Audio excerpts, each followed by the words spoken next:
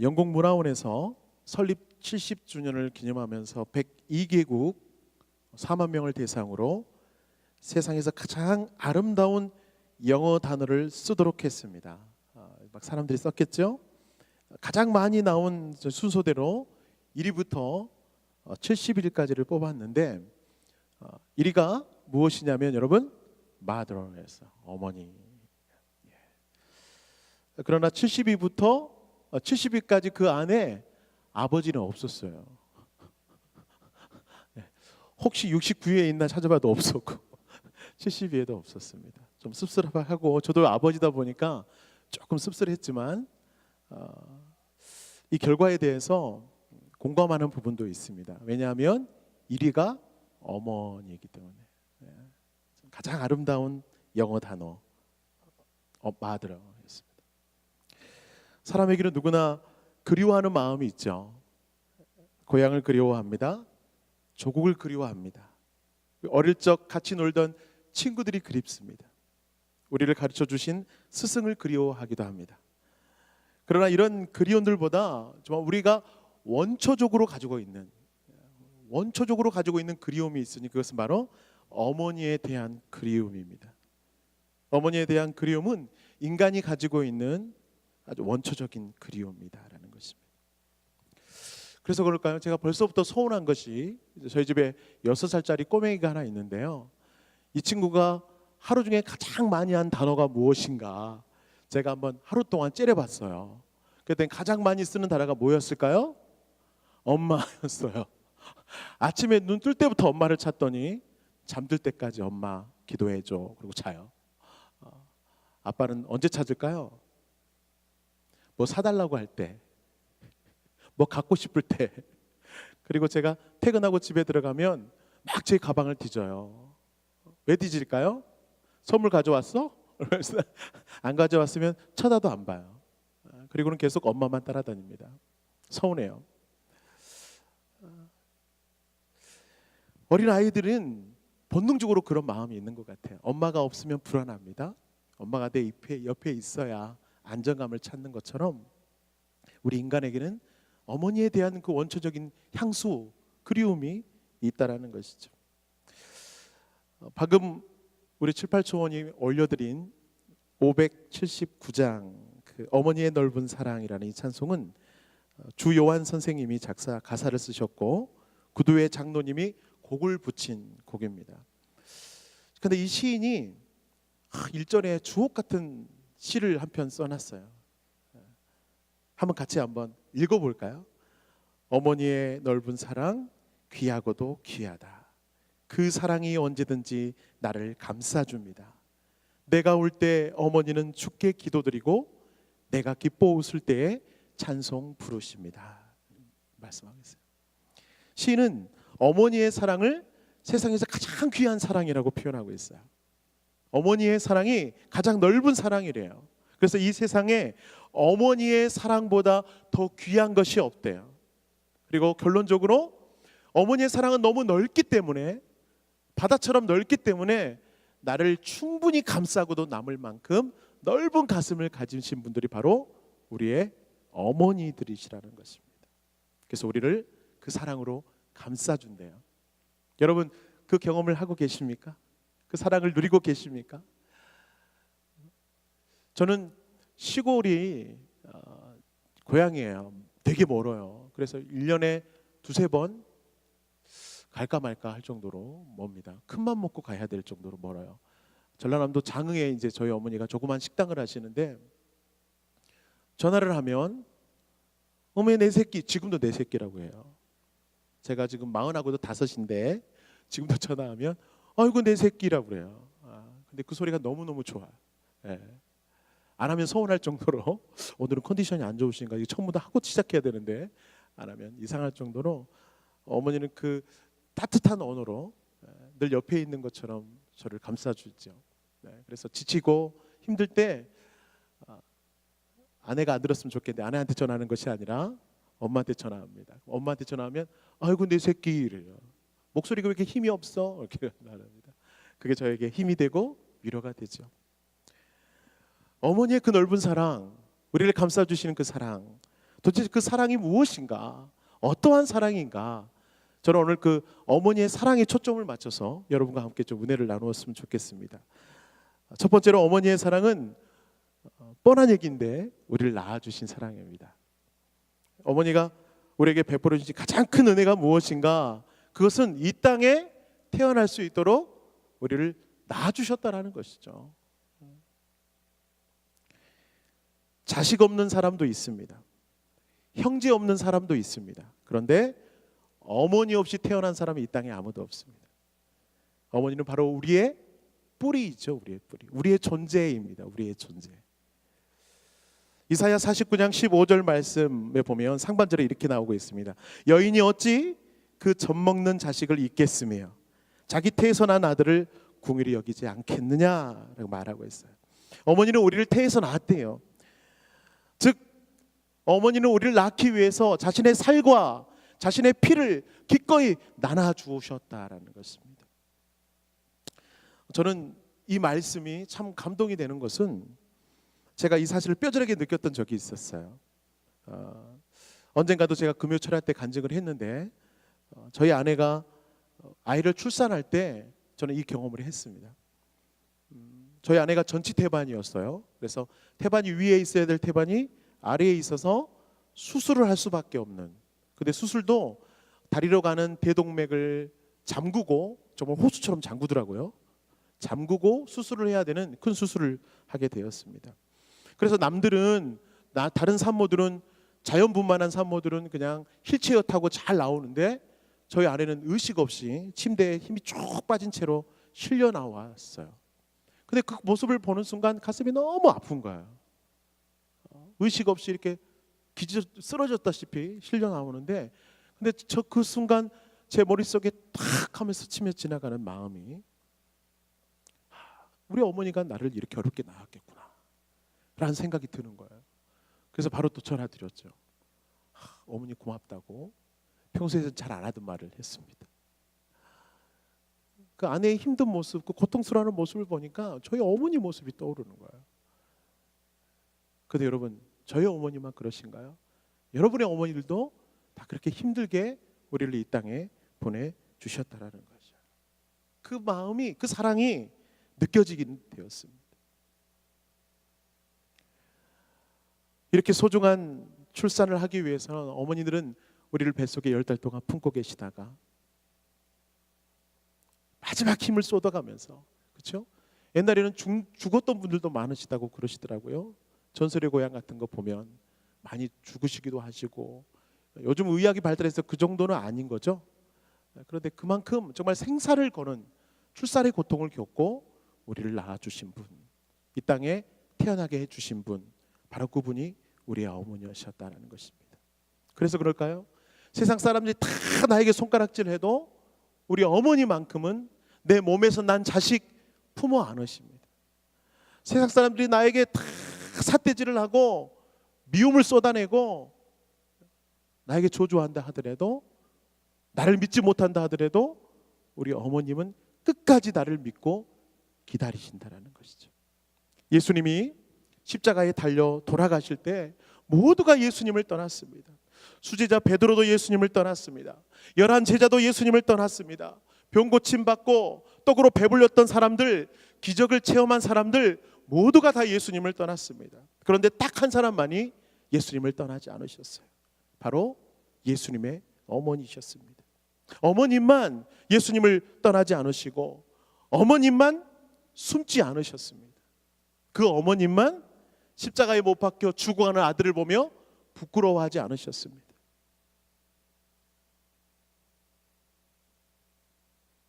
이 세상의 어머니들은 우리를 끝까지 사랑해 주시는 넓은 사랑의 나무이신 것입니다. 그 사랑이 우리를 감싸 주시는 것입니다. 둘째로 어머니의 사랑은 여러분 우리를 길러주시는 사랑이시죠. 어머니가 우리에게 베풀어 주신 또 하나의 은혜가 있다면 그것은 길러주셨다라는 것이죠. 낳으신 은혜도 크지만 길러주신 은혜는 더 크다라는 것입니다. 왜냐하면 낳는 것은 한 번의 고통이라면 기르는 것은 평생의 고통이라는 말이 있더라고요. 평생 동안 고통하며 우리를 길러 주십니다. 양주동 우리 시인이 쓰셨고 이응렬님이 곡을 붙인 어머니의 마음이라는 노래가 있습니다. 제가 군 생활할 때에 훈련을 받고 몸이 이제 지쳐 있을 때쯤 행군을 하죠. 행군을 한 다음에 이제 해가 뉘어지고 어두운 밤이 됐는데도 계속 행군을 하다가 잠시 쉴 때가 있습니다. 쉴 때 조교가 우리를 누우라고 하죠. 탁 누워서 하늘의 별을 바라보면 이 노래를 시킵니다. 바로 그 노래가 어머니의 마음이라는 노래예요. 근데 그 노래를 부르면 모두가 다 눈물을 흘려요. 어머니의 사랑이 그립고 어머니의 마음이 내 마음 깊숙이 들어오기 때문에 그 빡빡머리 군인들이 다 눈물을 흘리면서 그 노래를 부릅니다. 저도 그때 너무나 큰 감동이 있는데 우리 이 시간 그 어머니의 마음이라는 노래를 우리 1절부터 한번 쭉 같이 불러봤으면 좋겠어요. 우리 가사를 보면서 함께 불러볼까요? 불러보겠습니다. 어머님의 길러주신 그 사랑이 아주 가득히 담겨있는 곡입니다. 불러보겠습니다. 나 실제 외로움 잊으시고 길을 제안나시고 애쓰는 마음 진자리 마른 자리 가라니시며 손발이 다닳도록 고생하시네. 하늘 아래 그 무엇이 높다 하리요. 어머니의 희생은 가히. 우리 2절로 한번 노래해 봅시다. 어려선 안고 업고 올려주시고 자라서 묵기되어 기다리는 맘 알을 사 그릇에 사 자식 생각에 고우시던 이마 위에 주름이 가득 땅 위에 그 무엇이 높다 하리요. 어머님의 사랑은 지극. 우리 3절까지 한번 불러봅시다. 사람의 마음속 온 가지 소원 어머니의 마음속에 오직 한 가지 아낌없이 인생을 자식 위하여 살과 뼈를 깎아서 바치는 마음 인간의 그 무엇이 거룩하리요. 어머니의 사랑은 지지없어라. 아멘. 이런 어머들이 바로 우리의 어머니시죠. 제가 어렸을 때 저희 막내 동생이 저랑 9살 차이가 나거든요. 제가 초등학교 때 저학년 때 집에 들어가면 어머니가 늘 그 똥기저귀를 빨고 있었습니다. 저희 막둥이의 똥기저귀를. 지금이야 일회용 기저귀 쓰고 그냥 확 버려버리면 되는데 그때 어머니들은 다 기저귀를 빨아서 쓰셨죠. 물론 여기 계신 우리 어르신들도 다 그렇게 자녀들을 키우셨을 것입니다. 그 생각이 나는 거예요. 빠시면서도 저희 어머니 한 번도 불평불만하지 않으셨어요.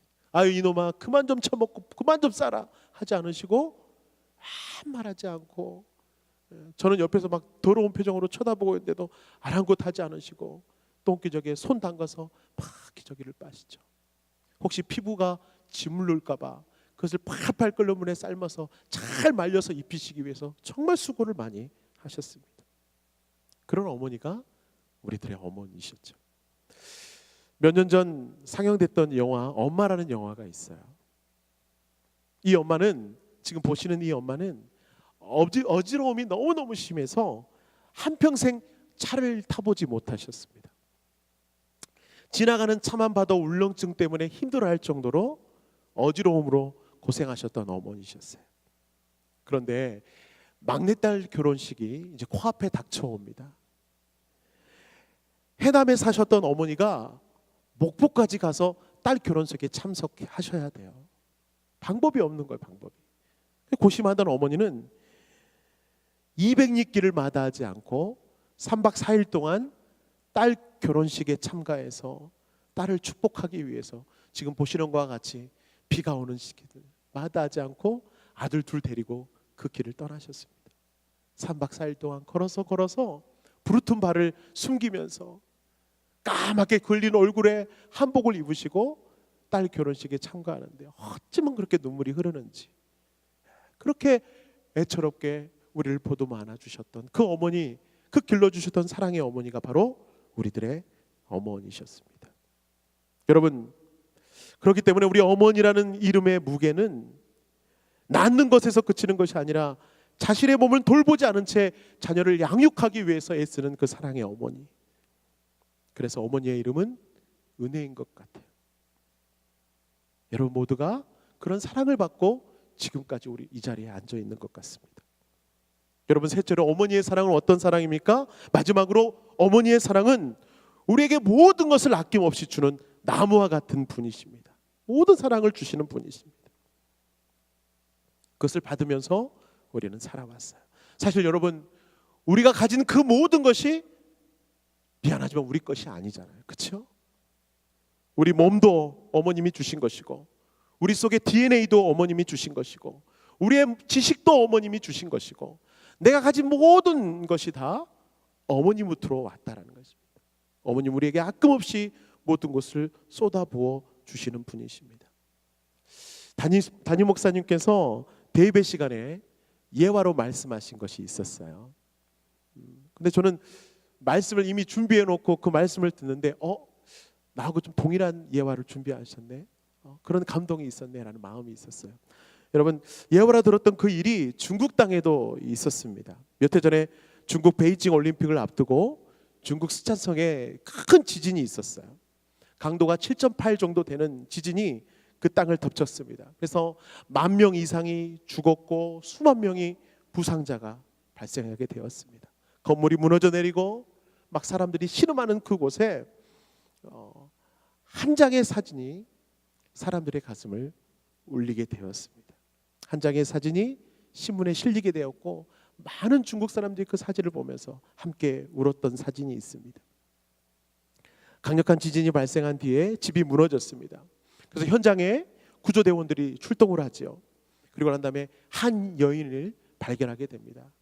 지금 사진에 나올 텐데 그 여인을 발견하고, 이미 발견 당시 이 여인은 숨이 끊어진 상태였습니다. 그런데 여러분, 시체를 보면 꼭 굽은 모습을 하고 있어요. 절을 하는 것과 같이 굽은 모습으로 시체가 놓여져 있었습니다.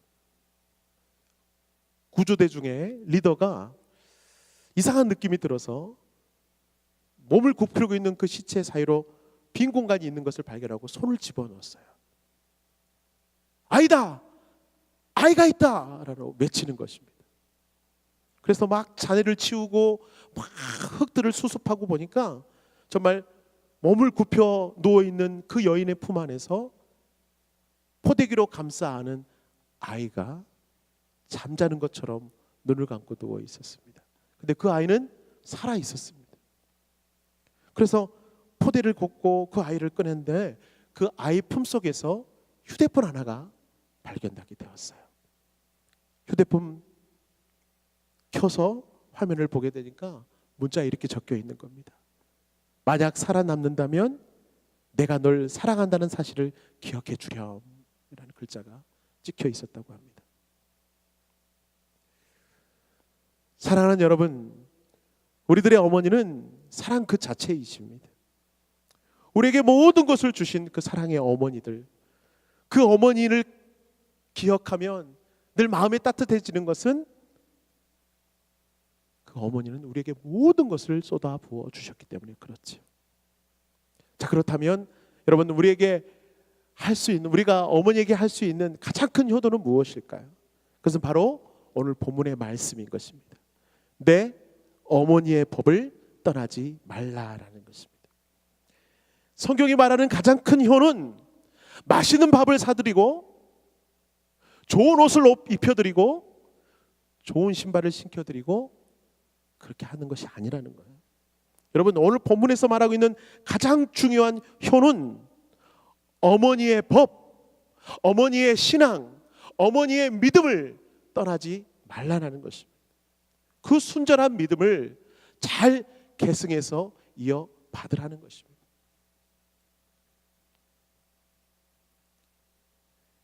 여러분 속에 기억나는 어머니의 모습, 어떤 믿음의 어머니의 모습이 기억납니까?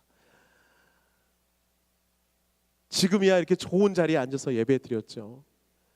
옛날에는 저희 어머니 말에 저희 할머니는 마룻바닥에서, 차가운 마룻바닥에서 방석도 없이 무릎 꿇고 철야하고 기도했다라고 하더라고요. 그 믿음의 유산, 그 정성의 마음을 물려받아 자녀들에게 전하는 것이 바로 오늘 우리들이 할 수 있는 가장 중요한 효도인 줄로 믿습니다. 그래서 성경은 다시 한번 우리에게 말합니다. 어머니의 법을 떠나지 말라. 이 말씀을 여러분 꼭 붙드셔서 믿음의 거장들 되시길 바라겠고요. 그 믿음으로 말미암아 저 천국에 계시는, 또는 우리 곁에 계시는 부모님들을 기쁘시게 해드리는 믿음의 사람들 될 수 있게 되기를 주님의 이름으로 축복합니다. 자, 그 마음이 오늘 우리가 다시 한번 불러드릴 찬양 속에 담겨 있는 것 같아요. 자, 우리 7초원, 8초원이 불렀던 찬양 우리 다시 한번 올려드리면서 어머니의 넓은 사랑 다시 한번 찬양할 때 여러분 2절과 3절을 보십시오. 어머니의 그 깊은 사랑, 바로 말씀 가까이 하며 기도를 가까이 했던 그 어머니의 법, 그 법을 우리가 믿음으로 이어받겠습니다 라는 고백으로 함께 찬양하겠습니다.